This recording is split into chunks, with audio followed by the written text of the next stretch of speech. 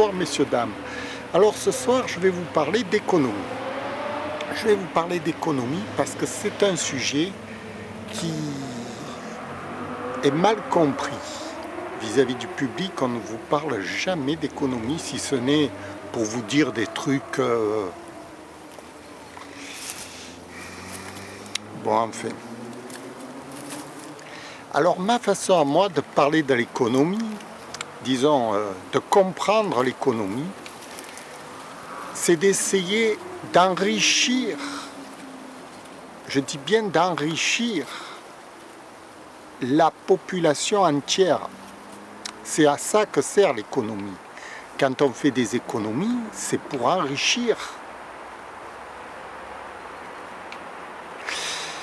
Alors, pour enrichir la population entière, j'ai ma solution, sinon j'en parlerai pas. Ma solution, elle est très simple. Il ne faut plus que ce soit le demandeur d'un service qui paye le service. Il faut que les services soient rémunérés automatiquement par une instance supérieure. C'est-à-dire, je fais appel à quelqu'un pour me rendre un service, c'est pas moi qui paye ce service, c'est l'autorité supérieure, sur simple facture. Le travailleur indépendant ne me demande plus à moi de régler la facture, demande à l'autorité supérieure. C'est un chamboulement total de nos institutions actuelles, parce qu'actuellement, quand vous donnez un ordre, c'est le demandeur de l'ordre qui paie le service. Et ce système a très bien fonctionné jusqu'à aujourd'hui, mais on en voit les limites. Les limites, c'est les limites de notre économie générale.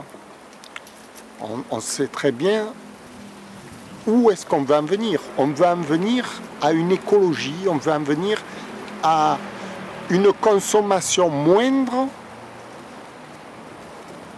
des consommateurs. Pour faire de l'écologie, c'est la seule manière, c'est de consommer moins pour rejeter moins. On ne peut pas faire autrement. Tous ceux qui vous diront moi j'ai un produit miracle qui consomme moins que notre produit, c'est toujours une consommation d'énergie. Quoi que vous fassiez, c'est de la consommation d'énergie. Sauf les services. Les services ne consomment rien. Parce que les services humains ne consomment que de la musculature, vous voyez, de la matière grise. Ça, c'est ce qu'il y a de plus écologique dans le monde. Donc, l'humanité doit s'orienter vers les services.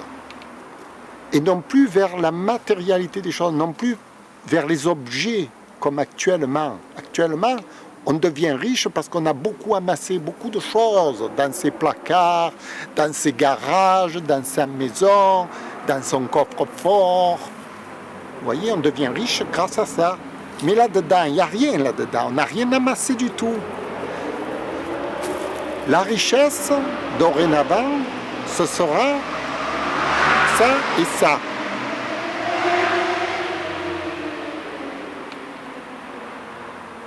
C'est bio, c'est le monde dans lequel on doit s'orienter.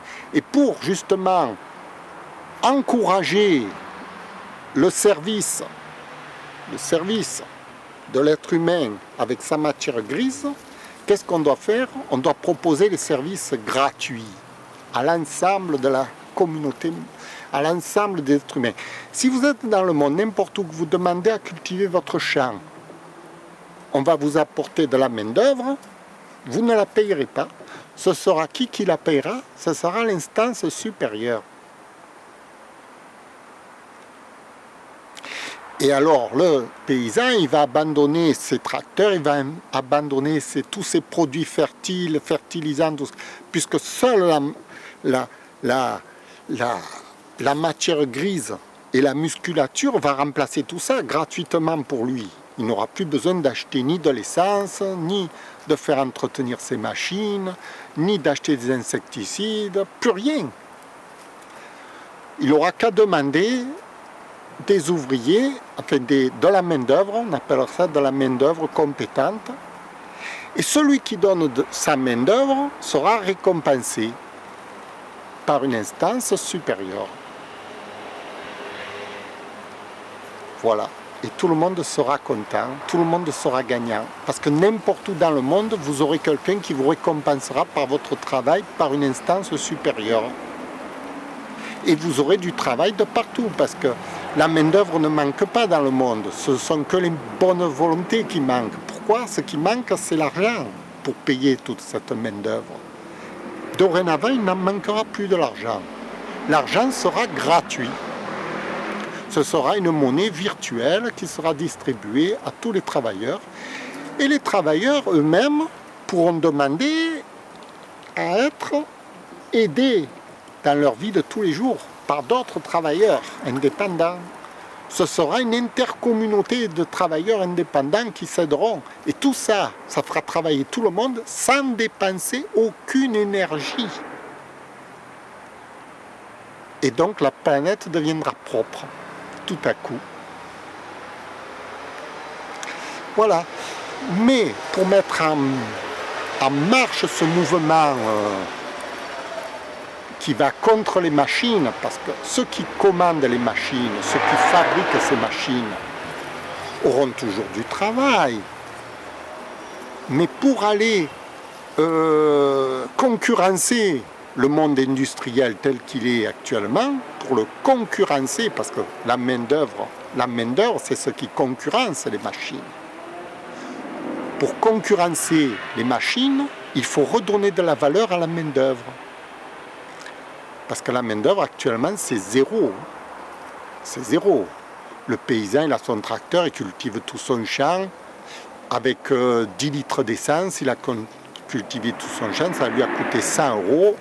Il est tranquille. Eh bien, pour concurrencer ça, il faut que son champ soit cultivé gratuitement par une main-d'œuvre gratuite. À ce moment-là, il abandonne sa machine.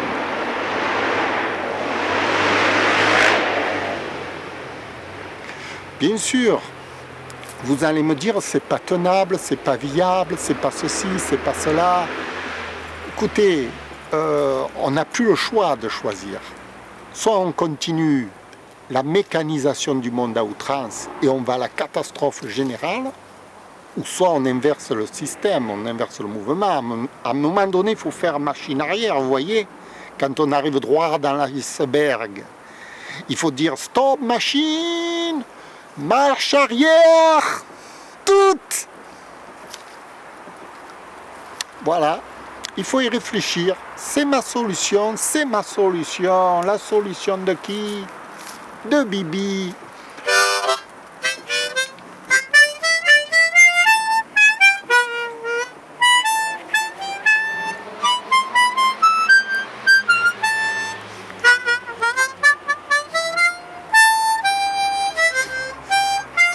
Merci, au revoir.